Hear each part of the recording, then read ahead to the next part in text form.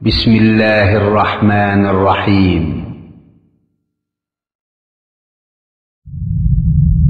مكتب التعاون للدعوة والإرشاد وتوعية الجاليات بالدمام.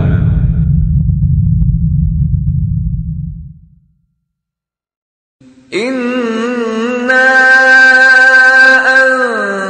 أنزلناه في ليلة القدر وما أدراك ما ليلة القدر ليلة القدر خير من 1000 شهر تنزل الملائكة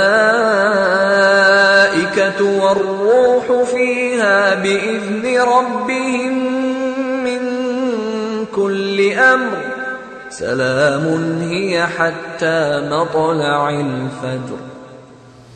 يا أيها الذين آمنوا اتقوا الله وقولوا قولا سديدا يصلح لكم أعمالكم ويغفر لكم ذنوبكم ومن يطع الله ورسوله فقد فاز فوزا عظيما. أما بعد فإن خير الحديث كتاب الله وخير الهدي هدي محمد صلى الله عليه وسلم وشر الأمور محدثاتها وكل محدثة بدعة وكل بدعة ضلالة وكل ضلالة في النار. أعوذ بالله من الشيطان الرجيم. بسم الله الرحمن الرحيم. وما آتاكم الرسول فخذوه وما نهاكم عنه فانتهوا. মহান আল্লাহর সমস্ত প্রশংসা যে আল্লাহ পাক রব্বুল আলামিন বছরে 12টি মাস আমাদেরকে দান করেছেন, যার একটি মাস শাবান আর তারপরে হচ্ছে রমজান। আল্লাহ পাক রব্বুল আলামিন আমাদের যেন শাবানে বরকত দান করেন এবং রমজান পর্যন্ত সহি সালামত পৌঁছিয়ে দেন। যেমন নবী করিম সাল্লাল্লাহু আলাইহি সাল্লামের একটি হাদিস এই মর্মে রয়েছে, আল্লাহুম্মা বারিক লানা ফি রাজাব ওয়া শাবান ওয়া বাল্লিগনা রমাদান। আল্লাহ পাক যেন আমাদেরকে রমজান মাসে সিয়াম, কিয়াম আরও সমস্ত রকমের ইবাদত বন্দেগী নেক আমল করার জন্য সুন্দরভাবে তৌফিক দান করেন। আল্লাহ আমাদেরকে দুনিয়াতেও সুখে রাখেন, সুস্থ রাখেন এবং কালিমা লা ইলাহা ইল্লাল্লাহর উপর আমাদেরকে যেন মওত দান করেন। আজকে শাবান মাসের মাঝামাঝির কাছাকাছি পৌঁছে গেছি, আর এই শাবান মাসের মাঝামাঝিতে 15 শাবানে আমাদের দেশে বেশ কিছু বিদাত হয়ে থাকে, যার ফলে এ সম্পর্কে আলোচনা করা জরুরি। যদিও প্রতি বছর এ বিষয়ের আলোচনা হয়, তবে চেষ্টা করি যে আরও কিছু নতুন কথা যাতে করে তাতে বাড়ানো সম্ভব হয়, সংযোজন করা সম্ভব হয়, অথবা সেই কথাগুলি হলেও যাতে করে একটু ভিন্ন রূপে পেশ করা হয়, যাতে করে একটু ফায়দা বেশি হতে পারে। তো আজকের আলোচনায় আমি চেষ্টা করব নবী করিম সাল্লাল্লাহু আলাইহি সাল্লামের হাদিস যেগুলি শাবান সম্পর্কে রয়েছে, সহি হাদিস, শাবান সম্পর্কে আমাদের করণীয়, সেগুলি প্রথম পেশ করব। আর তারপরে এই মর্মে যেগুলি জয়ীফ, জাল, ভিত্তিহীন হাদিস রয়েছে, যেগুলি হাদিস নয়, নবী সাল্লাল্লাহু আলাইহি সাল্লাম থেকে প্রমাণিত নয়, সুতরাং সেই আমলগুলি করা ঠিক নয়, এ সম্পর্কে আলোকপাত করার চেষ্টা করব। তারপরে আইম্মায়ে কেরামরা এই শাবান, বিশেষ করে যাকে শবে বরাত বলা হয়, সে সম্পর্কে কি বলেছেন, যারা কোরআন সুন্নাহর ইমাম, তাদের দু একটি উক্তি আলোচনায় তুলে ধরবো ইনশাআল্লাহ তাআলা। নবী করিম সাল্লাল্লাহু আলাইহি সাল্লাম যা আমাদেরকে দিয়েছেন তাই আমাদেরকে গ্রহণ করতে হবে, যা দেননি তা আমাদের ত্যাগ করতে হবে দ্বীনের ক্ষেত্রে। এ হচ্ছে আল্লাহ পাক রব্বুল আলামিনের আদেশ। আল্লাহ পাক সূরা হাশরে ইরশাদ করেছেন, ওমা আতাকুমুর রাসূলু ফাখুযুহু, যা তোমাদেরকে রাসূল সাল্লাল্লাহু আলাইহি সাল্লাম দিয়েছেন তা তোমরা নিয়ে নাও, ফাখুযুহু, গ্রহণ করো তা। নবী করিম সাল্লাল্লাহু আলাইহি সাল্লাম যা শাবান সম্পর্কে দিয়েছেন তা নিতে হবে, তার প্রতি আমল করতে হবে। আর যা দেননি, ওমা নাহাকুম আনহু, যা হতে নিষেধ করেছেন, দেননি এমন কিছু এবং নতুন কাজ হতে নিষেধ করেছেন, ওমা নাহাকুম আনহু, যা হতে নিষেধ করেছেন। নবী সাল্লাল্লাহু আলাইহি সাল্লাম নিষেধ করেন ওয়াইয়াকুম ওয়া মুহদাসাতিল উমুর, প্রসিদ্ধ হাদিস, আবু দাউদের হাদিস, ওয়া ইয়াকুম ওয়া মুহদাসাতিল উমুর, সতর্ক সাবধান তোমরা নতুন নতুন কাজ থেকে। ফাইন্না কুল্লা মুহদাসাতিন বিদআহ, কারণ প্রত্যেক নতুন কাজ দিনের নামে যদি হয় তা হচ্ছে বিদআত। নবী করিম সাল্লাল্লাহু আলাইহি সাল্লামের প্রসিদ্ধ খুতবা, যা প্রত্যেকটি আলোচনায় নবী সাল্লাল্লাহু আলাইহি সাল্লাম পড়তেন, খুতবাতুল হাজা, দিনী আলোচনায় পড়তেন, আকদে নেকায় বিবাহের খুতবায় এই খুতবা পড়তেন। খুতবাতুল হাজা যে কোনো প্রয়োজনে এই খুতবা, মসনুন খুতবা, সুন্নতি খুতবা নবী করিম সাল্লাল্লাহু আলাইহি সাল্লাম পাঠ করতেন। তার শেষ অংশে রয়েছে, নাসাইতে রয়েছে, তা হচ্ছে কুল্লা মুহদাসাতিন বিদআহ ওয়া কুল্লা বিদআতিন দলালা ওয়া কুল্লা দলালাতিন ফিন্নার। প্রত্যেক মুহদাস মানে নতুন কাজ হচ্ছে বিদআত, প্রত্যেক। ওয়া কুল্লু বিদআতিন দলালা, প্রত্যেক বিদআত হচ্ছে পথভ্রষ্টতা, গুমরাহি। ওয়া কুল্লু দলালাতিন ফিন্নার, এবং প্রত্যেক পথভ্রষ্টতা গুমরাহির পরিণাম হচ্ছে জাহান্নাম। তো নবী করিম সাল্লাল্লাহু আলাইহি সাল্লাম তাহলে বিদআত থেকে নিষেধ করেছেন, ধর্মের নামে নতুন কাজ করতে নিষেধ করেছেন। ফান্তাহু, আল্লাহ বলছেন তাহলে তা থেকে বেঁচে থাকো, বিরত থাকো, সাবধান থাকো। এখন আসি ওই হাদিসগুলির দিকে, যে হাদিসগুলি সহিহ এবং নবী করিম সাল্লাল্লাহু আলাইহি সাল্লাম থেকে প্রমাণিত। সহিহ বুখারী শরীফের হাদিস প্রথম আপনাদেরকে শোনায়। মা আয়েশা রাদিয়াল্লাহু তাআলা আনহা বর্ণনা করেছেন, قالت كان رسول الله صلى الله عليه وسلم يصوم حتى نقول لا يفطر। রাসূলুল্লাহ সাল্লাল্লাহু আলাইহি ওয়াসাল্লাম নফল রোজা এমন বেশি বেশি রাখতেন যে মনে হইতো যে আর ইফতার করবেন না, অর্থাৎ রোজা ছাড়বেন না, একটানা রেখেই যাবেন, বিনা বিরতিতে নফল রোজা রেখেই যাবেন হয়তো। ওয়া ইফতিরু, আবার মাঝে মাঝে রোজা ছেড়ে দিতেন, নফল রোজা রাখতেন না। হাত্তা নাকুল, এমনকি আমরা মনে মনে বলতে লাগতাম লা ইয়াসুম, আর মনে হয় নফল রোজা রাখবেন না। তাই নফল রোজা যখন রাখতেন পরপর বেশ কিছুদিন রেখেই যেতেন হয়তো, কখনো কখনো নফল রোজা রাখতেন না, ছাড়তেন, এইরকম করতেন নফল রোজা সম্পর্কে। তারপরে বলছেন মা আয়েশা রাদিয়াল্লাহু তাআলা আনহা, ফামা রাআইতু রাসূলুল্লাহ সাল্লাল্লাহু আলাইহি ওয়াসাল্লাম ইসতাকমালা সিয়াম আশ-শাহরি ইল্লা রমাদান। আমি দেখিনি যে রাসূলুল্লাহ সাল্লাল্লাহু আলাইহি ওয়াসাল্লাম কোনো মাস পুরোটাই রোজা রেখেছেন, ইল্লা রমজান, রমজান ছাড়া। রমজান মাস ছাড়া কোনো মাসে সম্পূর্ণ মাসের রোজা রাখেননি, পুরো মাসের রোজা রাখেননি। কোন মাস ছাড়া? রমজান মাস ছাড়া। তার রমজান মাসের রোজা আল্লাহ পাক সিয়াম ফরজ করেছেন। ফামান শাহিদা মিনকুমুশ শাহরা ফালিয়াসুমহু, যেই ব্যক্তি তোমাদের মধ্যে এই মাস পাবে, এই মাসে উপস্থিত হবে, ফালিয়াসুমহু, অবশ্যই সে রোজা রাখবে। আল্লাহ পাক তাহলে রমজান মাসের রোজার কথা এই আয়াতের অংশে উল্লেখ করেছেন। ওমা রাআইতুহু আকসারা সিয়ামান মিনহু ফি শাবান, ওমা রাআইতুহু আকসারা সিয়ামান মিনহু ফি শাবান, এবং নবী কারীম সাল্লাল্লাহু আলাইহি ওয়াসাল্লামকে শাবান মাসের চাইতে বেশি অন্য কোনো মাসে রোজা রাখতে দেখিনি। কি অর্থ হইল? যে সবচাইতে বেশি রোজা রেখেছেন নবী করিম সাল্লাল্লাহু আলাইহি ওয়াসাল্লাম শাবান মাসে, শাবান মাসের চাইতে বেশি অন্য কোনো মাসে রোজা রাখতে দেখিনি। রমজান মাসে পুরা রোজা রাখতেন, আর তারপরে শাবান মাসে সবচাইতে বেশি রোজা রাখতেন রাসূলুল্লাহ সাল্লাল্লাহু আলাইহি ওয়াসাল্লাম। অন্য মাসে এত বেশি রোজা রাখতেন না। অন্য মাসে নবী সাল্লাল্লাহু আলাইহি ওয়াসাল্লাম যেটি সুন্নত তরিকা ছিল সেটি হাদিস দ্বারা প্রমাণিত, সপ্তাহে 2 দিন রোজা রাখতেন, সোমবার আর বৃহস্পতিবার এই রোজা রাখতেন। আর আইয়ামে বীজের রোজা রাখতেন, অর্থাৎ চাঁদের 13, 14, 15 এই 3 দিন। তাহলে 3 দিন রোজা প্রত্যেক মাসে রাখতেন, আর প্রত্যেক সপ্তাহে 2টি রোজা রাখতেন। তাহলে 2টি রোজা প্রত্যেক সপ্তাহে রাখলে প্রায় কয়টি হয়? 8টি বা 9টি হয়। অনেক সময় 4 সপ্তাহের বেশি হয়ে যায়, 4 7 28। তো 8টি রোজা আর এদিকে 3টি রোজা, 8 3 11 বা 12টি রোজা রাখতেন হয়তো, 12 13-র বেশি হইতো না, মানে মাসের অর্ধেক পৌঁছিত না কোনো মাসে নফল রোজা নবী করিম সাল্লাল্লাহু আলাইহি ওয়াসাল্লামের। শাবান মাসের অধিকাংশ দিনগুলিতে রোজা হইতো, অধিকাংশ দিনগুলিতে রোজা হতো নবী করিম সাল্লাল্লাহু আলাইহি ওয়াসাল্লামের।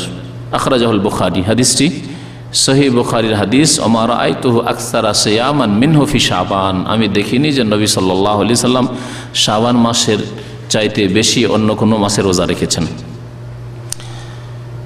প্রখ্যাত তাবেঈ আবু সালমা বলছেন যে আমি মা আয়েশা রাদিয়াল্লাহু তাআলা আনহাকে জিজ্ঞাসা করলাম, মুসলিম শরীফের হাদিস, এই শাবান সম্পর্কে। সাআলতু আয়েশা রাদিয়াল্লাহু আনহা, আয়েশা রাদিয়াল্লাহু তাআলা আনহাকে আমি জিজ্ঞাসা করলাম। তাবেঈনরা মা আয়েশা রাদিয়াল্লাহু তাআলা আনহার কাছে পড়াশোনা করতেন পর্দার আড়াল থেকে, পর্দার আড়াল থেকে। কারণ বহু হাদিস মা আয়েশা রাদিয়াল্লাহু তাআলা আনহার কাছে ছিল যেগুলি তার কাছ থেকে নেওয়া তাদের জন্য জরুরি ছিল।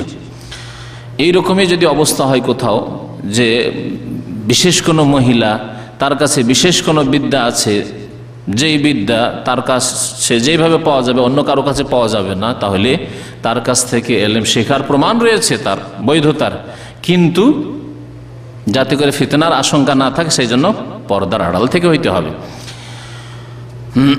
আল্লাহ পাক রব্বুল সূরা আহজাব ইরশাদ করেছেন, ওয়াইজা সাআলতুমুহুন্না মাতাআন ফাসআলুহুন্না মিন ওয়ারাই হিজাব।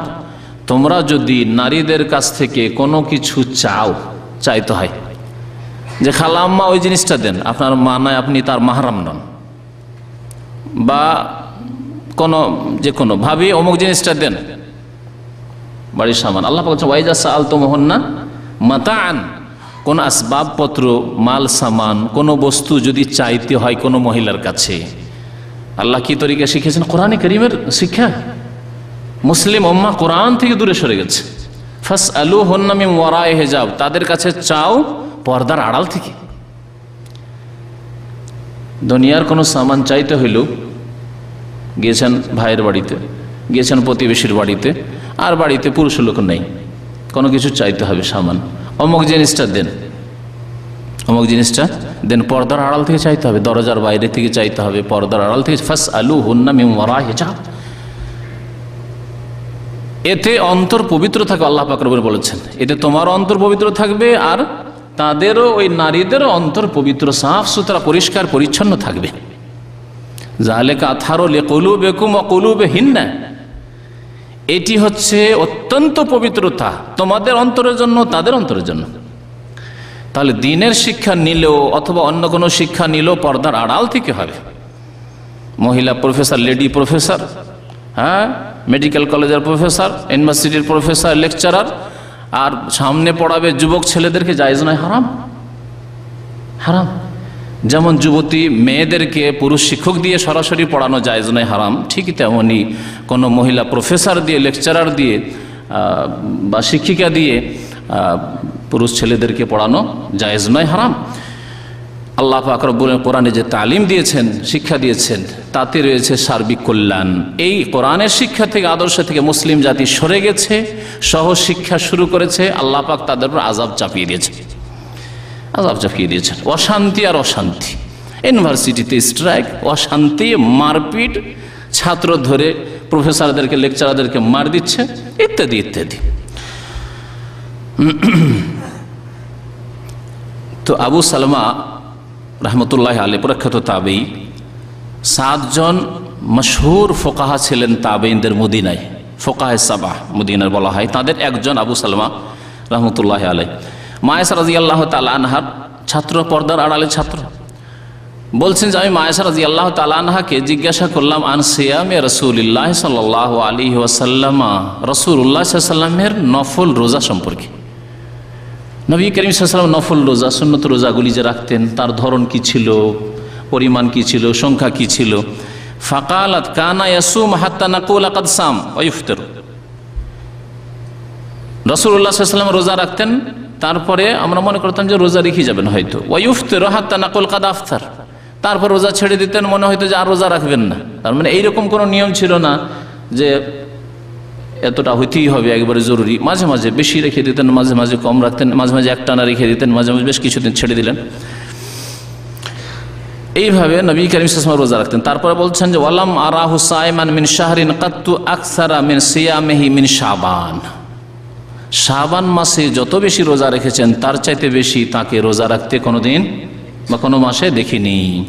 কানা ইয়াসুমু শাবানা কুল্লাহু, যে কথাটি শোনাতে চাইছিলাম এই শাবান সম্পর্কে, শাবান মাসের প্রায় দিনগুলি কুল্লাহ বলা হয়েছে। গত সপ্তাহে কুল্লের অর্থ বলেছি, কুল মানে অধিকাংশ এই ক্ষেত্রে, কানা ইয়াসুমু শাবানা কুল্লাহ, নবী সাল্লাল্লাহু আলাইহি সাল্লাম শাবান পুরোটাই রোজা রাখতেন। তারপরে বলছেন বর্ণনাকারী আবু সালমা, কানা ইয়াসুমু শাবানা ইল্লা কালিলা।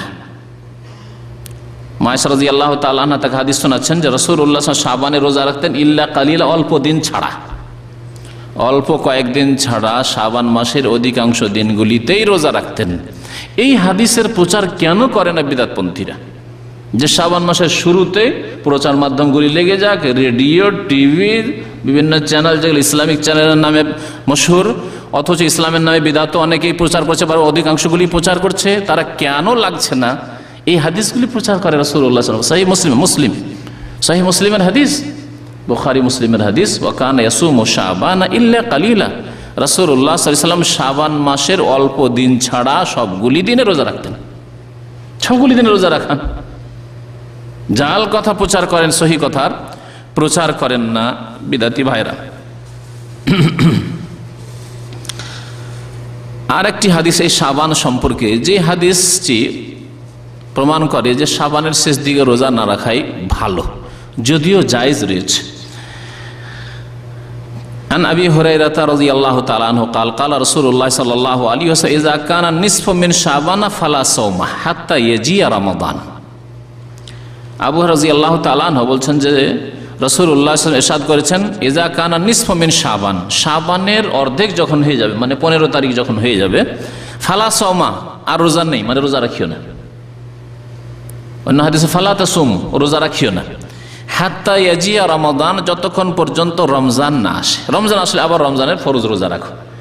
তাহলে শাবানের 15 তারিখের পরে আর নফল রোজা রাখিও না, নবী সাল্লাল্লাহু আলাইহি সাল্লামের এই আদেশ। কিন্তু এই আদেশ বাধ্যতামূলক নয়, এটি হচ্ছে মুস্তাহাব হুকুম, যে উত্তম হচ্ছে এই বাকি 15 দিন যে আছে শাবানের, তারপরে রমজান চলে আসবে, পুরো মাস রোজা রাখতে হবে। এই 15 দিন রোজা না রাখাই ভালো, রাখিও না। এই দিনগুলিতে প্রস্তুতি নাও, মানসিক দিক থেকে, শারীরিক দৈহিক দিক থেকে প্রস্তুতি নাও। মানসিক দিক থেকে প্রস্তুতি, যে মানুষ যখন বেশি বেশি একটা কাজ করে বিরক্তি চলে আসে। এমনটা না হয় যে শাবানে বেশি বেশি রোজা রাখতে গিয়ে রমজান মাসের ফরজ রোজায় গিয়ে বিরক্তি চলে এসেছে, এমন যাতে না হয়, গুনাহগার হয়ে যাবে। সুতরাং মানসিক প্রস্তুতি দরকার, শারীরিক দৈহিক প্রস্তুতি। রোজা রেখে রেখে স্বাভাবিক যদি বড় দিন হয়, কষ্টের কাজ, মেহনতের কাজ করেন, তাহলে শরীরের উপরে প্রভাব পড়তে পারে। তো আগে থেকে শরীরকে প্রভাবিত করিয়েন না, আপনি প্রস্তুত হন শারীরিক দিক থেকে। হাদিসটি ইবনে মাজায় রয়েছে, হাদিস সহিহ। তো শাবান মাসের তাহলে 15 তারিখের পর রোজা না রাখাই ভালো। বিশেষ করে একেবারে শেষ দিকে আরও একটু শক্ত করে নিষেধ করা হয়েছে রমজানের সাথে মিলিয়ে দিতে। রমজানের সাথে রোজাকে মিলিয়ে দিতে নিষেধ করা হয়েছে। 28, 29, 30 তারিখ এই দিনগুলিতে রোজা রাখতে নিষেধ করা হয়েছে। বিশেষ করে সন্দেহের দিনে 30 তারিখ, যে 30 তারিখে আবার শাবানের 30ও হওয়ার সম্ভাবনা আছে। চাঁদ দেখতে ভুল হইলে, চাঁদ দেখা যায়নি, মেঘলা আকাশ ছিল শাবানের, তাহলে কি ধরবো? হ্যাঁ, মেঘলা আকাশ ছিল। 29 তারিখের পরে কোন তারিখ ধরবো? চাঁদ দেখতে পাইনি, শাবানের 30 তারিখ, এটা তো ধরলাম। কিন্তু সম্ভাবনা আছে যে মেঘলা আকাশ আমরা দেখতে পাই, চাঁদ হয়েছে, এরও সম্ভাবনা আছে। এই দিনকে বলা হয় ইয়াউমুশ শাক, সন্দেহের দিন। এই ক্ষেত্রে এই মাসলাও জেনে রাখা আবশ্যক। নবী করিম সাল্লাল্লাহু আলাইহি ওয়াসাল্লাম বলেছেন, মান সামা ফিল ইয়াউমিল্লাযী ইউশাক্কু ফীহি ফাকাদ আসা আবুল কাসিম সাল্লাল্লাহু আলাইহি ওয়াসাল্লাম। যেই ব্যক্তি এমন দিনে রোজা রাখলো যেই দিনে সন্দেহ রয়েছে, রমজানও হইতে পারে, আবার 30শে শাবান হইতে পারে, সন্দেহের ভিত্তিতে না আমার রোজা কমে যেতে পারে, বাই চান্স যদি কমে যায়, না কমাবো না, 29 করবো না, 30ই করবো। যেই 29 শাবান এসেছে 30 তারিখ, চাঁদ দেখা যায়নি, প্রথম রমজান হিসাবে ও রোজা রেখে ফেললো। এইরকম যদি কেউ রোজা রাখে সন্দেহের ভিত্তিতে, তাহলে সেই ব্যক্তি নেকি করলো না, বরং ফাকাদ আসা আবুল কাসিম সাল্লাল্লাহু আলাইহি ওয়াসাল্লাম, সেই ব্যক্তি আবুল কাসিম সাল্লাল্লাহু আলাইহি ওয়াসাল্লামের নাফরমানি করলো, বিরুদ্ধাচরণ করলো। আবুল কাসিম কে?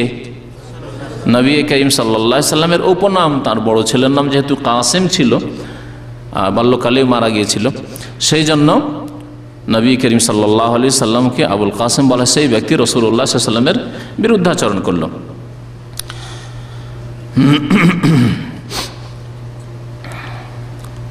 শাবান মাসে আরেকটি দিকে লক্ষ্য করা উচিত, তা হচ্ছে নিজেদের যদি রোজা বাকি থাকে গত রমজানের, অথবা নিজের স্ত্রীর, মা বোনের, মহিলাদের বিশেষ করে রোজা কাজা হওয়া স্বাভাবিক। প্রত্যেক মাসে মাসিক ঋতু রয়েছে, 2 দিন, 4 দিন, 5 দিন, 7 দিন রোজা কাজা হওয়া স্বাভাবিক। এমনকি যদি প্রসূতির ব্যাপার স্যাপার হয়, হ্যাঁ, ছেলে মেয়ে ভূমিষ্ঠ হয়েছে, তাহলে তো হয়তো গোটা মাসে গিয়েছে, এমনও হইতে পারে। তো এই ক্ষেত্রে পুরুষদের দায়িত্ব হচ্ছে নিজের ক্ষেত্রে যেমন যে নিজের রোজার খোঁজ রাখা, যে গত রমজানের রোজা তো আমার কাজা হয়নি। পুরুষদের ক্ষেত্রে বৈধভাবে রোজা কাজা হওয়ার কারণ কে বলতে পারেন? হ্যাঁ হ্যাঁ, অসুস্থতা আর সফর। আল্লাহ পাক রব্বুল কোরআন কারীমের সূরা বাকারায় ইরশাদ করেছেন, ফামান কানা মিনকুম মারিদান আও আলা সাফারিন, সুতরাং তোমাদের মধ্যে কেউ যদি মারিদ হয়, মানে অসুস্থ হয়, পীড়িত থাকে, আও আলা সাফারিন, অথবা সফরে থাকে, ফাইদ্দাতুম মিন আইয়ামিন উখার, তাহলে অন্য দিনে সেই সংখ্যা পূরণ করবে। যেই সংখ্যা ছুটেছে সেই সংখ্যা পূরণ করবে। 10 দিন ছুটেছে 10 দিন করে, 5 দিন ছুটেছে 5 দিন রোজা রাখবে। এগুলো হচ্ছে শরীয়তি ওজর। আর যারা পাপ করে, অন্যায় করে, জুলম করে ছেড়েছে, কাজ একটু ভারী, রোদ আজকে খুব বেশি ছিল, খুব পিপাসা লেগে গেছিল, সেই জন্য ছেড়েছে, তারা গুনাহগার, তাদেরও কাজা ফরজ, তাদেরও কাজা ফরজ। কিন্তু তারা যেহেতু গুনাহগার, কাবিরা গুনাহ করেছে, সেজন্য তাদের তওবা ইস্তিগফারও করতে হবে আল্লাহ পাকের কাছে, যে আল্লাহ মাফ কর, অন্তর থেকে তওবা করবে। না হলে আল্লাহ এই কাবিরা গুনাহ মাফ করবেন না। হয়তো রোজার কাজা তো পূরণ হইল, কিন্তু কাবিরা গুনাহ হয়তো আল্লাহ পাক মাফ করবেন, তার জন্য দুনিয়া অথবা আখিরাতে আল্লাহ পাক আযাব দেবেন। তো বলছিলাম এই মাসলা যে গত রমজানের রোজা যদি কারো কাজা থাকে, তাহলে এই কাজা আদায় করার শেষ মেয়াদ হচ্ছে এই শাবান পর্যন্ত, দীর্ঘ 11 মাস। আল্লাহ বড় ছাড় দিয়েছেন, জরুরি করে দেননি যে রমজানের রোজা সওয়ালে রাখো, তারপরে রাখো, না হজের আগে রাখো। 11 মাস সময় দিয়েছেন, সওয়াল থেকে শুরু করে আবার শাবান পর্যন্ত, রমজান থেকে রমজান শুরু হওয়ার আগে আগে রাখতে হবে। কেউ যদি রমজান পার করে দেয়, গত রমজানের রোজা বাকি থেকে গেছে, আবার এই রমজান চলে আসলো, রোজা রাখলো না, তাহলে সে গুনাহগার হয় বিলম্ব করার জন্য। এই গুনার জন্য তওবা করতে হবে, এবং অধিকাংশ উলামায়ে কেরামদের নিকটে কাজাও করতে হবে আর কাফফারাও দিতে হবে। কাজাও করতে হবে এবং কাফফারা মানে ফিদিয়ে দিতে হবে। যারা অপারগ, একবার স্থায়ী অসুস্থ, রোজা রাখতে পারে না, তাদের যেমন ফিদিয়া রয়েছে, প্রত্যেক রোজার বিনিময়ে 1.5 কেজি করে খাদ্যদ্রব্য, চাউল বা গম, অর্থাৎ 45 কেজি 30 রোজার। তো এই কাফারাও দিতে হবে, ফিদিয়াও দিতে হবে, আর রোজাও রাখতে হবে। যাই হোক, আর গুনাহগারও হবে বিলম্ব করার জন্য। সেই জন্য বলছি যে সব ভাইদের রোজা বাকি আছে, তারা এই রোজাগুলি এই কদিনের মধ্যেই রেখে নেবেন। কাজা রোজা আগে রাখতে হবে, নফল সুন্নতের আগে কাজা রোজা আগে রাখতে হবে। মা আয়েশা রাদিয়াল্লাহু তাআলা আনহা তাই করতেন। এই 11 মাসের যে আল্লাহ পাক ছাড় দিয়েছেন, সেটাকে ব্যবহার করতেন। রোজা বিলম্ব করতেন, কাজা করতে বিলম্ব করতে করতে করতে দীর্ঘ 11 মাস, 10.5 মাস পার হয়ে যেত, 10 মাস। এই শাবান মাসে এসে এই রোজাগুলিকে কাজা করতেন, যে রমজান মাসে যে রোজা বাকি থাকতো। কি জন্য? রাসূলুল্লাহ সাল্লাল্লাহু আলাইহি ওয়াসাল্লামের সম্মানার্থে, রাসূলুল্লাহ সাল্লাল্লাহু আলাইহি ওয়াসাল্লামের হক আদায়ের উদ্দেশ্যে। এই হাদিস এখানে আপনাদের সামনে উল্লেখ করছি, তিরমিজিতে রয়েছে এবং ইবনে মাজাতে রয়েছে। মা আয়েশা রাদিয়াল্লাহু তাআলা আনহা বর্ণনা করেছেন, قالت ما كنت أقضي ما يكون علي من رمضان إلا في শাবান। বলছে আমি রমজান মাসের যে রোজা কাজা থেকে যেত আমার, সেগুলি কাজা করতে পারতাম না বা কাজা করতাম না, ইল্লা ফি শাবান, তবে শাবানে এসে। ওই রমজান, গত রমজান, শাওয়াল, জিলকাদা, জিলহজ, এই করে মুহররম করতে করতে শাবান চলে এসেছে। ইল্লা ফি শাবানে গিয়ে আমি রোজাগুলি কাজা করতাম। কতদিন পর্যন্ত? রাসূলুল্লাহ সাল্লাল্লাহু আলাইহি সাল্লামের জীবদ্দশায় এই কাজ করতাম। হাত্তা তুফিয়া রাসূলুল্লাহ সাল্লাল্লাহু আলাইহি সাল্লাম, রাসূলুল্লাহ সাল্লাল্লাহু আলাইহি সাল্লামের ইন্তেকাল পর্যন্ত, ওয়াফাত পর্যন্ত। রাসূলুল্লাহ সাল্লাল্লাহু আলাইহি সাল্লামের ওয়াফাতের পরে সেই উদ্দেশ্য আর নেই যে নবী সাল্লাল্লাহু আলাইহি সাল্লামের জন্য ইন্তজার করব, নবী করিম সাল্লাল্লাহু আলাইহি সাল্লামের হকের খেয়াল রাখবো, এমন কোন আর ওই হক, যে হক আশা করি স্পষ্ট, সেটা খেয়াল নেই। সুতরাং এখন যে কোনো সময় রোজা রাখা যাবে। তাই তাড়াতাড়ি করে রমজানের পরে কাজাগুলি রেখে নিতেন পরে, রাসূলুল্লাহ সাল্লাল্লাহু আলাইহি ওয়াসাল্লাম ইন্তেকালের পরে। এ হচ্ছে সহিহ হাদিস। সুতরাং এই হাদিসের উপর আমল করার জন্য আপনারা প্রত্যেকে দেশের সাথে যোগাযোগ করুন, স্ত্রীর রোজার খোঁজ নেন, মা বোনদের রোজার খোঁজ নেন, আরও যাদের সাথে সম্পর্ক আছে তাদের রোজার খোঁজ নেন। এগুলি হচ্ছে দায়িত্ব, কারণ এই দায়িত্ব সম্পর্কে আল্লাহ পাক রব্বুল আলামিন জিজ্ঞাসা করবেন, আলা কুল্লুকুম রাইন ওয়া কুল্লুকুম মাসউলুন আন রাইয়াতি, প্রত্যেকে তোমাদের দায়িত্বশীল আর প্রত্যেকে তাদের দায়িত্ব সম্পর্কে জিজ্ঞাসা করা হবে। এতক্ষণ শুনালাম সহি হাদিস। তাহলে এই সহি হাদিসগুলি দ্বারা কি জানা গেল যে শাবান মাসের করণীয় হচ্ছে মাত্র একটি, তা হচ্ছে অনির্দিষ্টভাবে রোজা রাখা, শুরু শাবান থেকে শুরু করে 15-20 পর্যন্ত, তার ওদিকে যায় না, যতটা পারেন নফল রোজা রাখেন, এ হচ্ছে করণীয়। এই রোজা ছাড়া এমন কোনো নফল পড়া বিশেষ রাত্রে না, যার অভ্যাস আছে অথবা অভ্যাস করতে চান যে তাহাজ্জুদ পড়বো, অথবা তাহাজ্জুদ যদি না পারি অল্প কিছু নফল নামাজ পড়বো, আমি কিছু তেলাওয়াত করব রাত্রে, সেগুলি আপনার এখতিয়ারি ব্যাপার, আপনার স্বাধীনতার ব্যাপার। কিন্তু নির্দিষ্ট করে শাবান মাসের কোনো রাত্রে বিশেষ কোনো ইবাদত নেই। শাবান মাসে রোজা রাখা ছাড়া, সিয়াম নফল সিয়াম রাখা ছাড়া, সিয়াম পালন করা ছাড়া অন্য কোনো আমল আর নেই। এখন আপনাদেরকে কিছু জয়ীফ জাল হাদিস শোনাই। জয়ীফ জাল হাদিসগুলি আজকে এই জন্যই শোনাবো যে কয়েকদিন পরে প্রচার মাধ্যমগুলি তৎপর হয়ে লাগবে, আর এই জয়ীফ জাল হাদিস শুনিয়ে মুসলিম জাতিকে, বাঙালি সমাজকে বিশেষ করে বিভ্রান্ত করবে। এই যে দেখো হাদিস আছে, এই যে দেখো তিরমিজিতে আছে, এই যে দেখো ইবনে মাজাতে আছে, আর হাদিসের সম্পর্কে তাদের জ্ঞান নেই জাল জয়ীফের। কারণ আরো খুলে বলছি, ভারত, বাংলাদেশ, পাকিস্তানে সহি জয়ীফের কোন মাদ্রাসায়, কওমি মাদ্রাসা হোক আর আলিয়া মাদ্রাসা হোক, সহি জয়ীফ হাদিস কেন হয়, জাল কেমন করে হয়, কোন মাদ্রাসায় পড়া হয় না। খুব জোর গলা একটু শক্তি করে বললাম, কোন মাদ্রাসায় পড়া হয় না। একটি কিতাব উসুলে হাদিসের পড়া হয়, তাও আমি বলছি, আমি যে শিক্ষকের কাছে পড়েছি, শিক্ষক অর্ধেক বুঝে অর্ধেক বুঝে না, তো ছাত্রই কি বুঝবে। একটি কিতাব যে কোনো সাবজেক্টের, জেনারেল শিক্ষিত তাদেরকে বলছি, যারা স্কুল কলেজ ইউনিভার্সিটি সম্পর্কে নলেজ আছে, যে কোনো সাবজেক্টের একটি যদি কেউ সাবজেক্ট পড়ে 1 বছর মাত্র, তাহলে সে সম্পর্কে কি জানবে? এক আনাও জানবে না। বায়োলজি সম্পর্কে, কেমিস্ট্রি সম্পর্কে, হ্যাঁ, কেউ যদি একটা সাবজেক্ট পড়ে থাকে কি জানবে বলুন? ভূগোল সম্পর্কে 1 বছর একটা সাবজেক্ট পড়েছে, হিন্দি সাবজেক্ট 1 বছর। আমি 3 বছর 3 ক্লাসে হিন্দি পড়েছি, তারপরে হিন্দিতে আমি একবার সামান্য কোন রকম রিডিং করতে পারি, ব্যাস। 3টা সাবজেক্ট শুধু পড়েছি, মেন সাবজেক্ট হিসেবে না। তাহলে বোঝা গেল যে একটা সাবজেক্ট 1 বছর পড়ে কিছুই জানতে পারা যায় না। ওই রকমই উসুলে হাদিস, আর উসুলে হাদিস শুধু পড়ে, মুস্তালাহুল হাদিস পড়ে সহিহ জয়ীফ আবার জানা যায় না, ওটা একটা পার্ট, একটা অংশ। তার জন্য আবার জারহে তাদিল জানতে হবে, মুহাদ্দিসিনদের জারহ তাদিল, অর্থাৎ একজন বর্ণনাকারী সে বিশ্বস্ত কিনা, কেমন করে এর মাপকাঠি কি, বিশ্বস্ত জানবো কি করে যে লোকটি বিশ্বস্ত, এর হাদিস নেওয়া যাবে যাবে না, এর আলাদা একটা সাবজেক্ট রয়েছে। আসমায়ে রিজাল,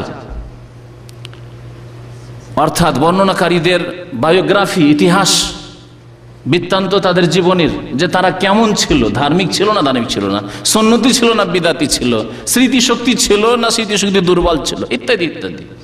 এগুলি তো কিছুই পড়া হয় না, এগুলি পড়া হয় সৌদি আরবে, মদিনা ইসলামিক বিশ্ববিদ্যালয়, জামিয়াতুল ইমাম মোহাম্মদ বিন সৌদ আল ইসলামিয়া রিয়াজ ইসলামিক ইউনিভার্সিটিতে, এগুলো ইসলামিক প্রতিষ্ঠানে এগুলি পড়া হয়।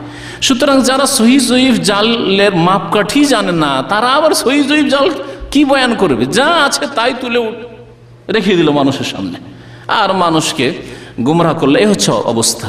তারপরে যারা বিদাতি, তাদের ধর্মই হচ্ছে বিদাতের উপর প্রতিষ্ঠিত, তারা তো খুঁজে যে আমরা যেটা করি তার জন্য কোথায় কি পাওয়া যায়, দলিল প্রমাণ। একে উর্দু ভাষার একটি প্রবাদে বলা হয়, ডুবনে ওয়ালে কো তিনকে কা সাহারা। আমার দেশের লোকদের ফার্সি বলা অভ্যাস আছে, উর্দু বলা অভ্যাস আছে, আমার যদিও এই অভ্যাসটা নেই, কিন্তু 2-1টা বললে কোনো দোষ নেই। ডুবনে ওয়ালে কো তিনকে কা সাহারা, এর মানে কি, একটা লোক নদীতে ডুবছে বা এই সমুদ্রে ডুবছে, এখন ও কিছুই পাচ্ছে না, হাবুডুবু হাবুডুবু পানি খাচ্ছে, সাঁতারও জানে না, তাহলে কি করবে ও? তিনকা মানে হচ্ছে উর্দুতে তিনকা মানে খড়, একটা যদি খড়ও পায় খড়টা ধরবে, এটা যদি পাটকাঠিও পায় সেটাও ধরবে, যে হয়তো এটা ধরে কোনো রকম বাঁচতে পারবো হয়তো, তাই না? তো বিদাতীদের অবস্থা ঠিক ওই রকমই, বিদাত করবেই করবে, 15 শাবানে শবে বরাত পালন করবেই করবে। সুতরাং তার জন্য যা কিছু পাওয়া যায়, খড়কুটা যা পাওয়া যায়, জাল জয়ীফ মিথ্যা যা কিছু পাওয়া যায় দেখেন, ডুবনে वालों को तिनके का सहारा, बिदाती को এই জাল জয়ীফের সাহারা। একটি হাদিস শুনেন, জয়ীফ হাদিস, দুর্বল ভিত্তিহীন হাদিস। আয়েশা রাদিয়াল্লাহু তাআলা আনহা থেকে বর্ণিত, কালাত বলছেন ফাকাতু রাসূলুল্লাহ সাল্লাল্লাহু আলাইহি ওয়াসাল্লাম, একদিন রাসূলুল্লাহ সাল্লাল্লাহু আলাইহি ওয়াসাল্লামকে রাতে বিছানায় পাচ্ছি না। মা আয়েশা রাদিয়াল্লাহু তাআলা আনহার পালা ছিল সেদিন। ফাখারাজতু, বেরিয়ে পড়লাম যে দেখি কোথায় গেলেন তিনি। ফাইদা হুয়া বিল বাকি, নবী সাল্লাল্লাহু আলাইহি ওয়াসাল্লাম বাকির কবরস্থান দেখলেন। হাদিসে কি আছে? ফাইদা হুয়া বিল বাকি, না জান্নাতুল বাকি আছে? তাহলে আমাদের দেশের হুজুরদেরকে, আলেমদেরকে ও বক্তাদেরকে বলেন যে আপনারা জান্নাতুল বাকি বলেন, মা আয়েশা রাদিয়াল্লাহু তাআলা আনহা বলে ফাইদা হুয়া বিল বাকি, বেজান্নাতুল বাকি তো বললেন না। বুঝতে পারছেন? বিদাতি পরিভাষা, বিদাতি পরিভাষা। আকীদার বিদাতে ভরা আমাদের, বিশ্বাসের বিদাত, জবানের কথার বিদাত আর আমলের বিদাত, সব রকমের বিদাতে ভরা। জান্নাতুল বাকি না বললে বেয়াদবি হয়ে যাবে। মা আয়েশা রাদিয়াল্লাহু তাআলা ওই বেয়াদবি করলেন নাকি? কি বলছেন? আবার শুনে হাদিস, ফাকাতু রাসূলুল্লাহ সাল্লাল্লাহু আলাইহি ওয়াসাল্লাম লাইলাতান ফাখারাজতু ফাইজা হুয়া বিল বাকিয়া, বেরিয়ে পড়লাম খোঁজার জন্য রাসূলুল্লাহ সাল্লাল্লাহু আলাইহি ওয়াসাল্লামকে। আশঙ্কা হলো কি জানি কোথায় চলে গেলেন, এটাও হইতে পারে কোনো শত্রু হাতে পড়ে যেতে পারেন, অথবা আর একটা সন্দেহ যে আমার রাত্রে আমার পালে আবার অন্য কোনো বিবির ঘরে চলে গেলেন নাকি। কারণ সতীনদের এইরকম মেজাজ হওয়াটা স্বাভাবিক, এইরকম সন্দেহ স্বাভাবিক। বেরিয়ে পড়লাম, ফায়জা বিল বাকি, দেখলাম যে তিনি বাকির কবরস্থানে রয়েছেন। ওই মদিনার কবরস্থানের এলাকার নাম হচ্ছে বাকি, আল বাকি। আর ওই এলাকায় যেহেতু একটা কাঁটাওয়ালা গাছ হইতো, কণ্টকযুক্ত গাছ খুব ওখানে জন্মাতো, সেই জন্য ওই গাছের নাম হচ্ছে গারকাদ। গারকাত ইহুদিদের গাছ বলা হয়েছে হাদিসে। এই জন্য কোন কোন হাদিসে ওই এলাকার নাম বলা হয়েছে বাকিউল গারকাদ। ওই গারকাদ গাছ জন্মায় যে এলাকায়, ওই এলাকার বাকি। কোন কোন হাদিসে মাকবারাতুল বাকি, আরবিতে কবরস্থানকে কি বলে? আমরা বাংলা উর্দুতে বলি কবরস্থান, আর আরবিতে বলা হয় মাকবারা। দেখবেন 91-এর বাইরে, এখানে দামামের বাইরে যাবেন, আর এয়ারপোর্ট রোডে যখন যাচ্ছেন, রাইটে যেমনই আপনার যে ওভারব্রিজ আছে ওখান থেকে ডান দিকে একটু লক্ষ্য করবেন, লেখা আছে মাকবারা, আল মাকবারা, কবরস্থান। তো মাকবারাতুল বাকি বলা হয়েছে। কোন জায়গায় জান্নাতুল বাকি নেই, কোন হাদিসে খুঁজে পাবেন না। এই ক্ষেত্রে আরো বলছি, জয়ীফ হাদিসও খুঁজে পাবেন না, কোন জাল হাদিসও খুঁজে পাবেন না। তাহলে এই যে বিদাতি ইস্তেলাহগুলি, বিদাতি টার্মগুলি ছাড়তে হবে না ধরে থাকতে হবে? ছাড়তে হবে। আল্লাহ পাক ওই সব আলেমদেরকে, ওই সব বক্তাদেরকে, ওই সব হুজুরদেরকে হিদায়াত করেন যারা ওই বিদাতি টার্ম মুসলিম সমাজকে শিখিয়ে রেখেছে। কারণ এটা শুধু শব্দের বিদাত নয়, এতে আরো এক সমস্যা আছে। জান্নাতুল বাকি মানে আরেকটা ধারণা, জান্নাত এখানে কবর পাওয়া মানে বেনামাজি হইলো জান্নাত, মদখোর হইলো জান্নাত, চোর ডাকাত হইলো জান্নাত, চামার হইলো জান্নাত। জান্নাতুল বাকি যেহেতু জান্নাতুল বাকি, তাই না?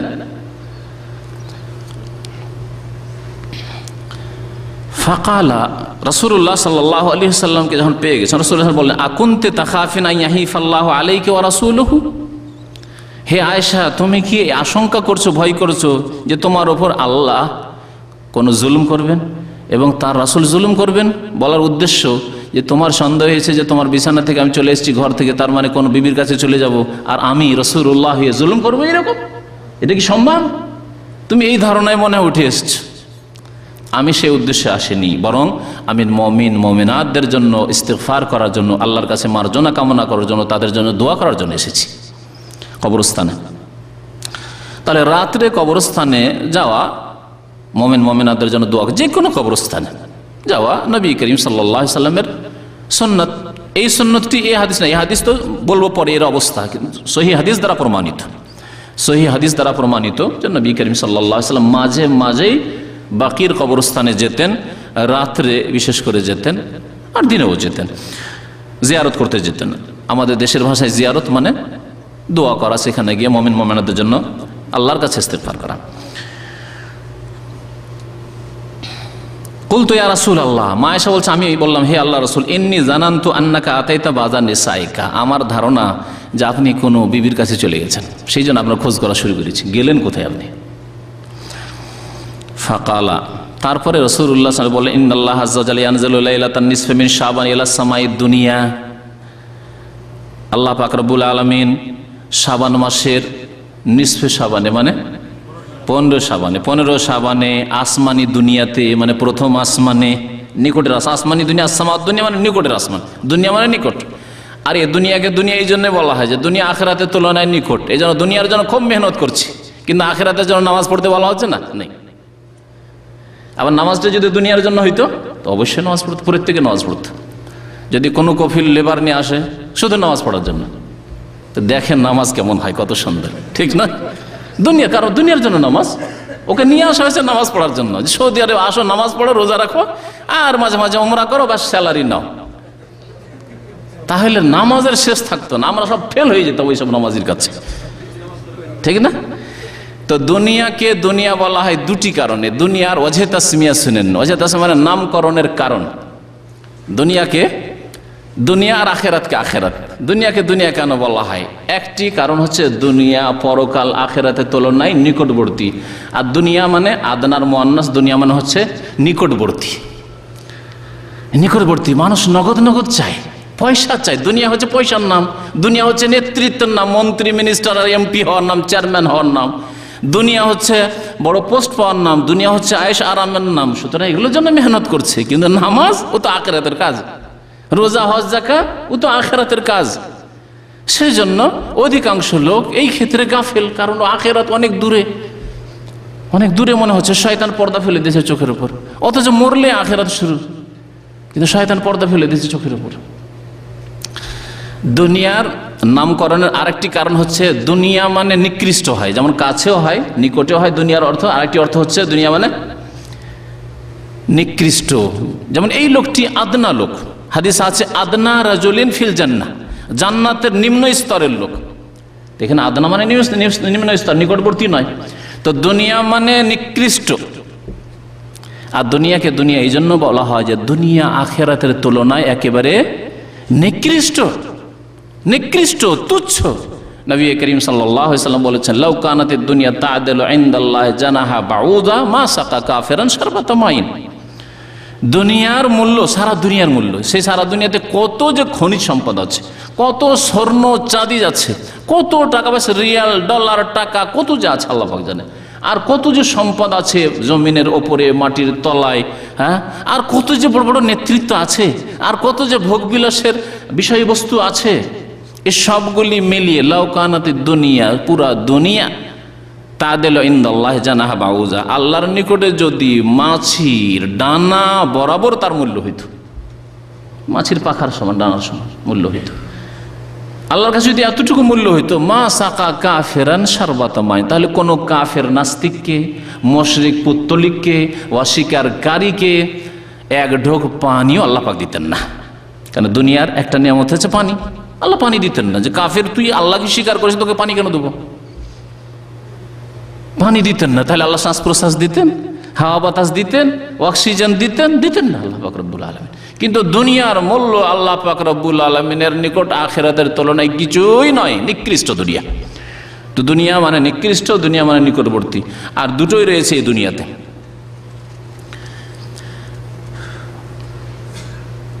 তো আল্লাহ পাক রব্বুল আলামিন প্রথম আকাশে, আসমানি দুনিয়া মানে প্রথম আকাশে অবতরণ করেন কখন? নিসফে শাবানে, 15 হাদিস শোনেন আগে, বলছি যে জয়ীফ হাদিস পরে বলবো। নিসফে শাবানের রাতে মানে 15 শাবানের রাতে, ফায়াগফিরু লিআকসারা মিন আদাদে শারি গানামে কালাবিন। কালাব একটি গোত্র, এই কালাব গোত্রের লোকেরা অধিকাংশ এরা ছাগল পুষত, ছাগল ভেড়া ভেড়ি পুষত। এদের ছাগলের সংখ্যা, ভেড়া ভেড়ির সংখ্যা, মেষের সংখ্যা সবচেয়ে বেশি। এক তো এই কালাব গোত্রের ছাগল, মেষ, ভেড়া ভেড়ির সংখ্যা বেশি। আর যখন সংখ্যা বেশি, আর প্রত্যেকটি ছাগল বা মেষের গায়ে কত লোম আছে, কত লোম আছে। তো বলছেন যে ফায়াগফির, আল্লাহ পাক মাফ করেন কালাব গোত্রের ছাগলের গায়ে যত লোম আছে তার চাইতে বেশি মানুষকে আল্লাহ পাক মাফ করেন। সহি হইলে তো সুবহানাল্লাহ, অনেকে বলেন সুবহানাল্লাহ, সহি হইলে সুবহানাল্লাহ। তবে আল্লাহ পাক মাফ করেন, অন্য অন্য আমলে মাফ রয়েছে, নামাজ দ্বারা আল্লাহ পাক মাফ করেন, অন্য অন্য তাসবিহ তাহলিল দিয়ে আল্লাহ পাক রব্বুল মাফ করেন, কালেমা লা ইলাহা ইল্লাল্লাহ পড়ে আল্লাহ পাক মাফ করেন। আখিরাতে হাশরের ময়দানে লা ইলাহা ইল্লাল্লাহকে এক আমল নামায় এতে রাখা, পাল্লায় রাখা হবে, আর এক পাল্লায় গুনাহ রাখা হবে। লা ইলাহা ইল্লাল্লাহ ইখলাসের সাথে যারা পড়েছে এবং তার প্রতি আমল করেছে, বাস্তবায়ন করেছে, এই পাল্লা ভারী হয়ে যাবে। এইসব ফজিলত রয়েছে, সহি ফজিলত রয়েছে। তো সহি শুদ্ধগুলি করুন। শোনেন তারপরে এই হাদিস সম্পর্কে শোনেন, ইমাম তিরমিজি স্বয়ং কি বলছেন। আমাদের দেশের টিভির বক্তারা এই হাদিস এতটুকু পড়ে দিবে আর সুবহানাল্লাহ সুবহানাল্লাহ খুব ছোট সুবহানাল্লাহ, তাই না? ইমাম তিরমিজির বক্তব্য শুনেন, যিনি হাদিস এখানে কোট করেছেন। বলছেন কালা আবু ঈসা, আবু ঈসা ইমাম তিরমিজির উপনাম, কুনিয়ত। মোহাম্মদ ঈসা তিরমিজি, তার নাম ছিল মোহাম্মদ ঈসা আর কুনিয়ত ছিল আবু ঈসা। ইমাম আবু ঈসা মানে ইমাম তিরমিজি বলছেন হাদিস আয়েশা লা নারিফু ইল্লা মিন হাযাল ওয়াজহি মিন হাদিসিল হাজ্জাজ। এই আয়েশা রাদিয়াল্লাহু তাআলা আনহার বর্ণিত এই হাদিস, যে হাদিসে শাবানের 15 তারিখের ফজিলত বয়ান করা হলো, যে ইমাম তিরমিজি রাহমাতুল্লাহ আলাইহি বলছেন আয়েশা রাদিয়াল্লাহু তাআলা আনহার হাদিস লা নারিফু ইল্লা মিন হাযাল ওয়াজহি, আমি জানি না, চিনি না এই সূত্র ছাড়া, মানে এই সনদ দিয়ে বর্ণিত হয়েছে। তার মানে এর সনদ হচ্ছে শুধু এইটি সনদ, আর এই সূত্রের এই মাধ্যমের অবস্থা শুনেন। যেমন একটি ঘটনা যদি বলি যে রিয়াজে একটা ঘটনা ঘটেছে, এইরকম সূত্র কি শুনলাম কার কাছে? সিদ্দিক সাহেবের কাছে শুনলাম, ব্যাস একজনের কাছে শুনেছি, একজনের সূত্রে শুনেছি, আর উনি বিশ্বস্ত ব্যক্তি নন, ইনশাআল্লাহ বিশ্বস্ত ব্যক্তি। এখন সাপোজ বললাম, সাপোজ বুঝেন তো না, ধরে নিলাম 1 মিনিটের জন্য, এর কি ধরে নিলাম যে উনি বিশ্বস্ত ব্যক্তি নন, তাহলে বিশ্বাস করবেন ঘটনা? ইমাম তিরমিজি তাই বলছেন যে আয়েশা রাদিয়াল্লাহু তাআলা এই হাদিস একমাত্র হাজ্জাজের সূত্রে, আমি লা নারিফু ইল্লা মিন হাযাল ওয়াজহি মিন হাদিসিল হাজ্জাজ, হাজ্জাজের সূত্রে জেনেছি। আর এই হাজ্জাজ বিন আরতা সম্পর্কে বলবে পরে, আমি না বলে তার ভাষায় বলছি, ইমাম তিরমিজির ভাষায় বলছি। ওয়াসাআলতু মুহাম্মাদান, বলছেন ইমাম মুহাম্মদকে এই হাদিস সম্পর্কে জিজ্ঞাসা করেছিলাম। ইমাম মুহাম্মদ তার ওস্তাদ কে বলতে পারেন কেউ? মুহাম্মদ বিন ইসমাইল আল বুখারী। ইমাম তিরমিজি ইমাম বুখারী রহমতুল্লাহ আলাইহির ছাত্র, তো তার ওস্তাদ মুহাম্মদ বিন ইসমাইল বুখারী। তো ইমাম বুখারী রহমতুল্লাহ আলাইহিকে তিনি জিজ্ঞাসা করেছেন এই হাদিস সম্পর্কে, যে 15 শাবানের রাতে আল্লাহ পাক রব্বুল আলামিন অসংখ্য লোককে মাফ করেন, কালাব গোত্রের যত বকরি ছাগল আছে তার লোম যত আছে তার চাইতে বেশি লোককে মাফ করেন, এই হাদিস কেমন? তখন ইমাম মুহাম্মদ বিন ইসমাইল বুখারী কি বলেছে? ইউযাইফু হাযাল হাদিস, এই হাদিসকে তিনি যায়ীফ বলতেন, দুর্বল বলতেন। ওয়াকালা ইয়াহইয়া ইবনে আবি কাসীর লাম ইয়াসমা মিন উরওয়া, আর কারণ উল্লেখ করেছেন। প্রথম কথা, এই সনদে আছে ইয়াহইয়া বিন আবি কাসীর বর্ণনা করেছেন উরওয়া থেকে, কিন্তু উরওয়া থেকে তিনি শোনেননি, তাহলে মধ্যখানে গ্যাপ আছে। আর গ্যাপে এই লোক যে কি আছে আল্লাহ পাক জানে, তাহলে হাদিস হচ্ছে বিচ্ছিন্ন। একে মুহাদ্দিসিনদের ভাষায়, উসুলে হাদিসের ভাষায় বলে মুনকাতে হাদিস, বিচ্ছিন্ন হাদিস, সূত্র বিচ্ছিন্ন। যেমন এই ঘটনায় বলি যে রিয়াজে একটা ঘটনা ঘটেছে, সিদ্দিক সাহেব আমাকে বলেননি, সিদ্দিক সাহেব অন্য কাউকে বলেছেন, বা সিদ্দিক সাহেব আমাকে বলেছেন, কিন্তু সিদ্দিক সাহেব সরাসরি এই ঘটনা দেখে আসেননি, ঘটনা আর কারো কাছ থেকে শুনেছেন, ওর নাম উল্লেখ নেই, কে আছে? সিদ্দিক সাহেব বলেছেন, কিন্তু সিদ্দিক সাহেব আসলে রিয়াজ যাননি। তাহলে ঘটনা সম্পর্কে সন্দেহ হবে না? হবে না।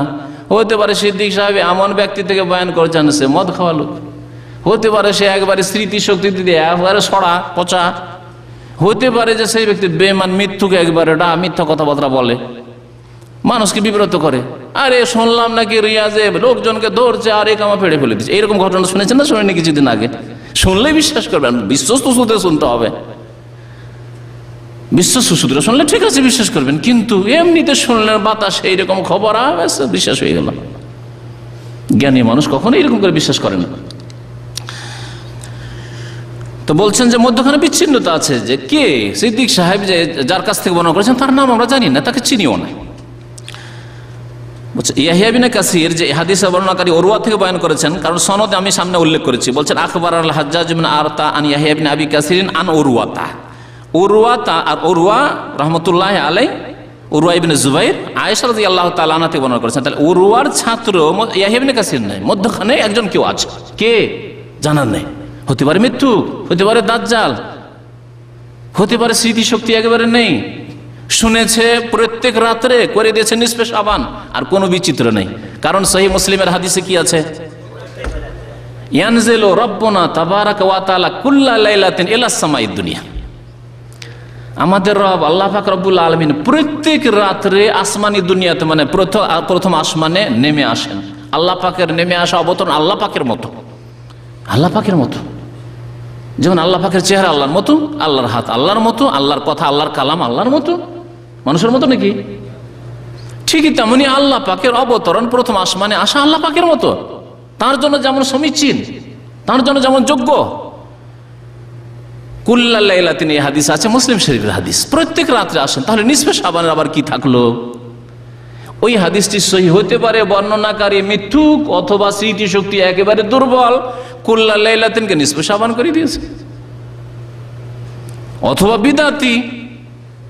বিদাতি, সে দেখছে যে এখানে সুযোগ একটা, নিসফে শাবান যদি বাড়িয়ে দিই তাহলে নিসফে শাবানের ফজিলত মানুষের কাছে একটা ছড়িয়ে দেওয়া যাবে।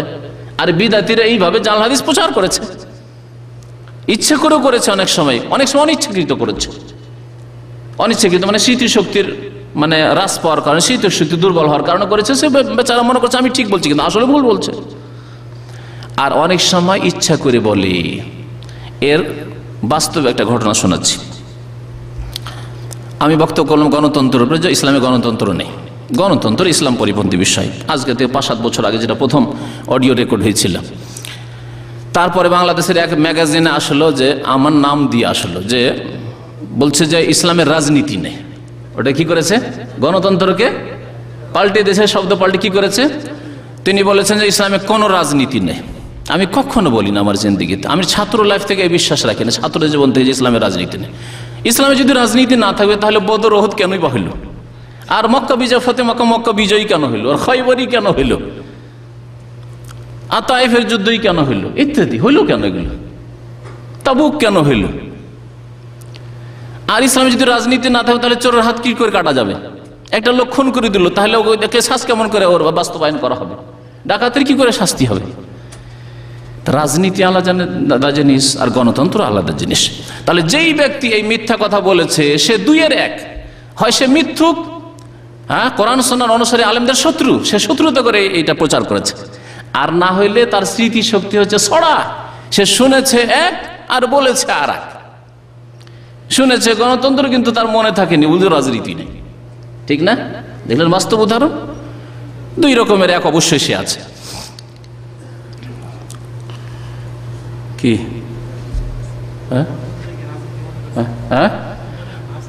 অথবা নিজের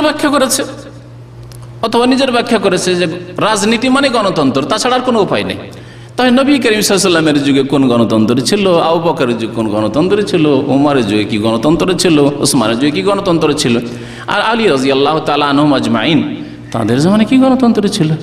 মহিলারা যেত ভোট দিতে, পুরুষ যেত ভোট দিতে, আর ভোট দিয়ে তাদের খলিফা বানানো হয়েছে, এগুলি হয়েছে। আর এ সম্পর্কে বিস্তারিত আমি এর আগের বক্তব্যে শুনিয়েছি, সুতরাং সেই বিষয়ে আর ঢুকতে চাইছি না। তো কি বলছিলাম, যে সহিহ হাদিস আছে প্রত্যেক রাত্রে আল্লাহ পাক রব্বুল আলামিন প্রথম আসমানে আসেন, প্রত্যেক রাত্রে। শাবানের 15 তারিখের সাথে কোনো সম্পর্ক নেই, সহিহ হাদিস এটি। যখন তৃতীয় শেষ অংশ, রাতের শেষ তৃতীয় অংশ বাকি থাকে, মানে শেষ তৃতীয় অংশ, এই জন্য তাহাজ্জুদের উত্তম সময় হচ্ছে রাতের শেষ তৃতীয় অংশ। তো এই হাদিস সম্পর্কে আরো শোনাই। তারপর আরো বলছেন, একটি কারণ হলো যে বিচ্ছিন্নতা, মধ্যখানে ইয়াহিয়া বিন আবি কাসির উরওয়া থেকে শোনেননি। আর একটি কারণ দুর্বল হওয়ার হাদিস বা ভিত্তিহীন হওয়ার, ওয়াল হাজ্জাজ বিন আরতা লাম ইয়াসমা মিন ইয়াহিয়া বিন কাসির, হাজ্জাজ বিন আরতা ইয়াহিয়া বিন কাসির থেকে শোনেনি। তাহলে দুইটি গ্যাপ, হাজ্জাজ বিন আরতা ইয়াহিয়া বিন কাসির থেকে শোনেননি। তৃতীয় কারণ হচ্ছে মুহাদ্দিসিনদের নিকটে, হাদিসের পণ্ডিতদের নিকটে হাজ্জাজ বিন আরতা হাদিসের ক্ষেত্রে দুর্বল ছিল, হাদিস বর্ণনা করায় স্মৃতিশক্তির দিক দুর্বল ছিল। ইমাম আলবানী রহমতুল্লাহ আলাইহি সেই জন্য হাদিস সম্পর্কে বলছেন যায়িফুন, হাদিস হচ্ছে যায়িফ। ইবনে মাজার 1389 নম্বরে তিনি বলেছেন। যায়িফ সুনান ইবনে মাজাতে রয়েছে 295 নম্বর, মিশকাতে রয়েছে 1299 নম্বর, জামে সাগীরের যায়িফ জামে সাগীরের 1761 নম্বরে। এই সমস্ত কিতাবগুলিতে নাসিরুদ্দিন আলবানী রহমতুল্লাহ আলাইহি পর্যন্ত হাদিসকে যায়িফ বলেছেন। তাহলে হাদিস ভিত্তিহীন। তাহলে ইন্ডিয়া, বাংলাদেশ, পাকিস্তানের বিদাতীদের দলে দলে এই 15 শাবান রাত্রে কবর জিয়ারত করতে যাওয়া কি ভিত্তিহীন বিদাত। ওমা আতাকুমুর রাসূল ফাখুযু নয়, রাসূলুল্লাহ সাল্লাল্লাহু আলাইহি ওয়াসাল্লাম এটা দেননি। রাসূলুল্লাহ অনির্দিষ্টভাবে মাঝে মাঝেই বাকির কবরস্থানে যেতেন আর কবর জিয়ারত করতেন, সেইভাবে করবেন। এই বিদাতি জিয়ারত 15 শাবানে করবেন না। আর একটি জাল হাদিস শোনেন, মৌজু, জাল, মিথ্যা হাদিস, যেটি বেশি বেশি খুব বয়ান করা হয় এই প্রচার মাধ্যমগুলিতে। আলী ইবনে আবি তালেব রাদিয়াল্লাহু তাআলা আনহু থেকে বর্ণনা করা হয়েছে হাদিসটি। কালা কালা রাসূলুল্লাহ সাল্লাল্লাহু আলাইহি ওয়াসাল্লাম, রাসূলুল্লাহ সাল্লাল্লাহু আলাইহি ওয়াসাল্লাম বলেছেন, ইযা কানা লাইলাতুন নিসফে মিন শাবান, যখন শাবান মাসের 15 তারিখ হবে, নিসফে শাবান হবে মানে 15 তারিখ হবে। এখানে আরেকটি লক্ষণীয় বিষয়, এই হাদিসগুলি জাল জয়ীফ হওয়া সত্ত্বেও এতে এসেছে নিসফে শাবান কথাটি এসেছে, লাইলাতুল বারা আসেনি। শবে বারা শব্দ এসেছে, লাইলাতুল মানে সব ফার্সি ভাষায়। তাহলে শবে বারাতের যে পরিভাষাটি আসলো, যে 15 শাবানের রাতটি হচ্ছে শবে বারাত, হ্যাঁ, বারাতের রাত মানে মুক্তির রাত, এর দলিল কি আমি জিজ্ঞাসা করছি বিদ্যার্থীদেরকে। কোথায় পেলে এই নামটি হাদিসে এসছে? আরে জয়ীফ হাদিস এসছে, জয়ীফ হাদিসও আসেনি, জয়ীফ হাদিসও আসেনি, ভিত্তিহীন হাদিসও আসেনি, সহিহ হাদিসে তো নেই। তো বলছেন যে রাসূলুল্লাহ সাল্লাল্লাহু আলাইহি ওয়াসাল্লাম নাকি বলেছেন, ইযা কানাত লাইলাতুন নিসফি মিন শাবান, শাবানের যখন 15 তারিখ রাত হবে, ফাকুমু লাইলাহা, সেই রাত্রে তোমরা কিয়াম করো মানে তাহাজ্জুদ পড়ো, নফল পড়ো, ওয়া সুমু নাহারাহার, দিনে তোমরা রোজা রাখো, রোজা রাখো। তারপরে কারণ বলছেন, ফাইনাল্লাহ ইয়ানজিলু ফিহা, কারণ আল্লাহ পাক তাতে অবতরণ করেন, লিয়ে গরুবিশ শামসে, সূর্য ডুবে গেলেই, অস্ত হলেই, এলা সামাইদ দুনিয়া, প্রথম আকাশে, ফায়াকুল, তারপরে বলেন, আলামিন মুস্তাগফিরিন লি, কেউ আছে মার্জনা কামনাকারী আমার কাছে, ফাগফিরুলাহু, আমি তাকে মাফ করব। আলা মুস্তারজিকিন, কেউ রুজি তলব করবে, রুজি রোজগার তলব করবে আমার কাছে, রুজির বরকত তলব করবে, ফারজুকাহু, তাকে রুজি দেব। আলা মুবতালান, কেউ আছে পীড়িত, অসুস্থ, মানসিক পেরেশানিতে, দৈহিক পেরেশানিতে, ফাওয়াফিহে, তাকে আমি সুস্থ করব, সবল করব। আলা কাজা ওয়া কাজা, এইভাবে আল্লাহ পাক ডাকতে থাকেন, হাত্তা ইয়াতুলু আল ফজর, ভোর হওয়া পর্যন্ত, ফজর হওয়া পর্যন্ত। হাদিস কোথায় আছে? হাদিসটি ইবনে মাজাতে হাদিসটি আছে। হাদিসের অবস্থা শুনেন, এখানে শুনিয়ে রাখছি, যদিও সাধারণ লোকদের সামান্যই কাজে আসবে, কিন্তু আলেমদের আরো বেশি কাজে আসবে। কারণ আমাদের দেশের আলেমরা সহি জয়ীফে এত দুর্বল যে তারা মনে করে যে এই 6টি কিতাব সেহাসিত্তা, কি বলেন নাম? বুখারী, মুসলিম, আবু দাউদ, তিরমিজি, নাসাই, ইবনে মাজাহ, কয়টি হইল? 6টি। এগুলির নাম তারা কি বলে? 40 বছর থেকে হাদিস পড়ায়, বুখারী পড়ায়, শাইখুল হাদিস, আর বলে সেহাসিত্তা, সেহাসিত্তা না, মাত্র সাহিহাইন, বুখারী মুসলিমে 2টি সহি কিতাব, এজন্য সাহিহাইন। আরো বলা মেয়েকের আমরা সাহিহাইন বলেন, বুখারী মুসলিমে থাকলে সাহিহাইন, আর সাহিহ সাহিহুল বুখারী, সাহিহ মুসলিম, আর 2টো হলে সাহিহাইন, 2 সহি। কিন্তু সিহাসিত্তা না, এটাকে কি বলেন তারা? কুতুবে সিত্তা বলেন। 6টি কিতাব, কুতুবে সিত্তা মানে 6টি কিতাব। যদি এই হাদিস 6টি কিতাবে থাকে, আরবরা বলেন কুতুবে সিত্তায় আছে। আর আমাদের দেশের আলেমরা, ইন্ডিয়া, বাংলাদেশ, পাকিস্তানের আলেমরা, যেহেতু সহি জয়ীফের কাপড় উঠিয়ে দেখতেই জানে না যে কি আছে না আছে, সেই জন্য ওরা কি বলে? সিহাসিত্তা। এখানে তাদের অবগতির জন্য বলছি যে একটু পড়ুন, গবেষণা করুন। ইবনে মাজাতে 40-এর অধিক জাল হাদিস আছে, জয়ীফ নাই। জয়ীফ আরো কয়েকশো আছে, জয়ীফ দুর্বল হাদিস কয়েকশো আছে, আর 40-এর বেশি জাল হাদিস আছে ইবনে মাজাতে, মিথ্যা হাদিস আছে। তার একটি হচ্ছে এটি, শোনেন। হাদিস সম্পর্কে তাহকিকুল আলবানী, আল্লামা নাসিরুদ্দিন আলবানী রহমতুল্লাহ বলছেন, দাঈফুন জিদ্দান আও মওদুউন, হাদিসটি হচ্ছে অত্যন্ত দুর্বল, আর না হলে মওদু মানে মিথ্যা, জাল হাদিস হচ্ছে জাল। মিশকাতের 1308 নম্বর হাদিস, আর সিলসিলা দাঈফার 2132 নম্বর হাদিস। এই কিতাবগুলিতে। আর সিলসিলা জয়ীফা যেটা জাল সিরিজ, জাল জয়ীফ হাদিসের সিরিজ, সেটা বাংলায় তর্জমা হয়েছে, ঢাকায় সম্ভবত পাবেন। তো ওতে 2132 নম্বর হাদিসের বিস্তারিত আল্লামা নাসিরুদ্দিন আলবানী রহমতুল্লাহ আলাইহ এই হাদিস সম্পর্কে আলোচনা করেছেন। যাই হোক, এই হাদিস বেশি বেশি প্রচার করা হয় যে নিসফে শাবান আসলে রাত্রে নফল পড়ো আর দিনে সোমুলাইলাহ কোমুলাইলাহ সোমনাহারাহা, রাত্রে তোমরা নফল পড়ো আর দিনে রোজা রাখো। এই হাদিস হচ্ছে জাল মিথ্যা হাদিস।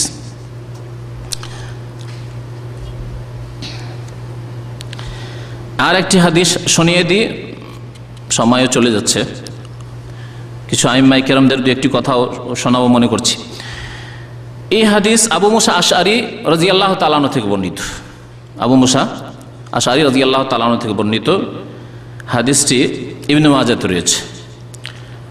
আন রাসূলিল্লাহ সাল্লাল্লাহু আলাইহি ওয়াসাল্লাম, রাসূলুল্লাহ সাল্লাল্লাহু আলাইহি ওয়াসাল্লাম থেকে আবু মুসা রাদিয়াল্লাহু তাআলা বর্ণনা করেছেন। কাল বলছেন, ইন্নাল্লাহা লা ইয়াত্তালিউ ফি লাইলাতিন নিসফি মিন শাবান, আল্লাহ পাক রব্বুল আলামিন নিসফে শাবানের রাতে, মানে শাবানের 15 তারিখের রাতে কি করেন?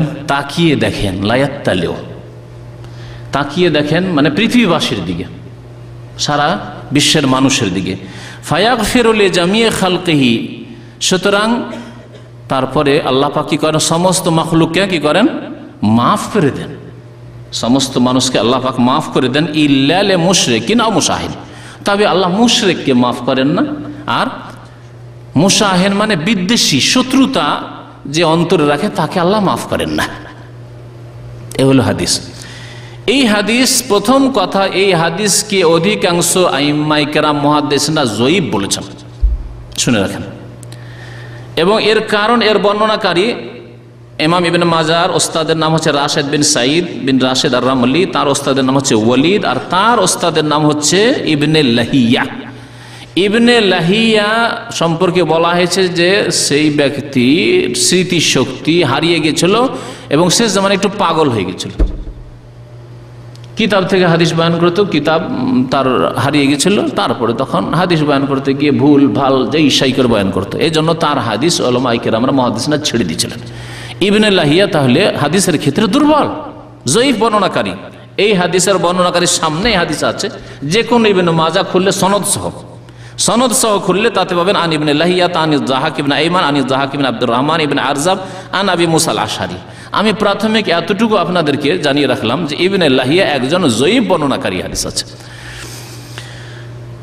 এই জন্য অধিকাংশ আইম্মায়ে কেরামদের নিকটে এই হাদিস জয়ীফ। তাহলে জয়ীফ হলে ওখান থেকে শেষ হয়ে গেল। কিছু আলেমরা এই হাদিসটিকে হাসান বলেছেন, মানে জয়ীফের একটু উপরে আর সহিহের নিচে, গ্রহণযোগ্য কোন রকম হাসান, ঠিক আছে, হাসান বলেছেন। যদি হাসানই বলা হয়, ধরে নিলাম যে গ্রহণযোগ্য, তো এই হাদিস আছে কি এটি বুঝার বিষয়। এই হাদিস আছে রাত্রে নফল পড়ো, আছে? নেই। এই হাদিস আছে দিনে রোজা রাখো, নেই। এই হাদিস আছে যে দলে দলে কবর জিয়ারত করো, আছে। এই হাদিস আছে হালুয়া রুটি খাওয়াও গরিবকে, আছে। এই হাদিসে আছে যে কবরস্থানকে আলোকিত করো, আগরবাতি মোমবাতি জ্বালাও, রাস্তাঘাটকে আলোকিত করো, ধুমধাম করো, উৎসব করো, আছে? কিছুই নেই। তাহলে যতগুলি বিদাতিরা করছে উপমহাদেশে, কোনটাই নেই হাদিসে। আছে কি তাহলে এই হাদিসে? আবার হাদিসটি পড়ছি, আল্লাহ পাক শাবানের 15 তারিখের রাতে সারা পৃথিবীবাসীর দিকে কি করেন? নজর দেন, তাকান। লা ইয়াত্তালিউ, তারপরে কি করেন? সমস্ত মাখলুকে, সমস্ত মানুষকে আল্লাহ মাফ করেন, তবে দুই শ্রেণীর মানুষকে আল্লাহ মাফ করেন না। মুশরিককে মাফ করেন না। মুশরিক মানে শুধু মুশরিক না, মুশরিক, কাফের, মুনাফিক যতগুলি আছে, বেদিন যারা ইসলাম থেকে খারিজ হয়ে রয়েছে, তাদেরকে মাফ করেন না। ওর মধ্যে বেনামাজি শামিল, নাস্তিক তো শামিল আছেই, যারা ধর্ম নিরপেক্ষতা বিশ্বাসী তারাও শামিল আছে। জি, যারা কোরআনে কারীমের হয়তো নামাজ রোজায় বিশ্বাসী কিন্তু দণ্ডবিধানে বিশ্বাসী নাই, হ্যাঁ, হদে বিশ্বাসী নাই, চোরের হাত কাটায় বিশ্বাসী নাই, এটা কেমন করে? ওটা আগের যুগের ছিল, হ্যাঁ, তারাও নাই, কারণ তারা কাফের মুরতাদ। এইভাবে যতগুলি ইমান ইসলাম নষ্টকারী যতগুলি আছে সবগুলির থেকে খারিজ, মুশরিকের মধ্যে সবাই শামিলরা। এমনকি জন্মগত মুসলিম কিন্তু কবরে সিজদা করে, কবরে ওরসে যায়, চাদর চড়ায়, ছেলে মেয়ে চাইতে যায়, রোগের আরোগ্য তলব করার জন্য মাজারে যায়, ওই খাজা আজমেরির কাছে যায়, অথবা শাহজালালে যায়, আটরসিতে যায়, মাইজ ভান্ডারিতে যায়, ওই জিলানির কাছে যায়, ইয়া জিলানি মাদাদ, যাদের বাড়ি ঘরে লেখা থাকে বাসে ইয়া গৌসুল আজম মাদাদ, যারা মনে করে যে পৃথিবীর কুতুব আছে, গৌস আছে, তারা পৃথিবীকে নিয়ন্ত্রণ করে, ধারণ করে, যারা মনে করে যে গাঙ্গুহি সাহেবের হাতে পৃথিবীটা কি ছিল, পানের বাটোয়ার মতো ছিল।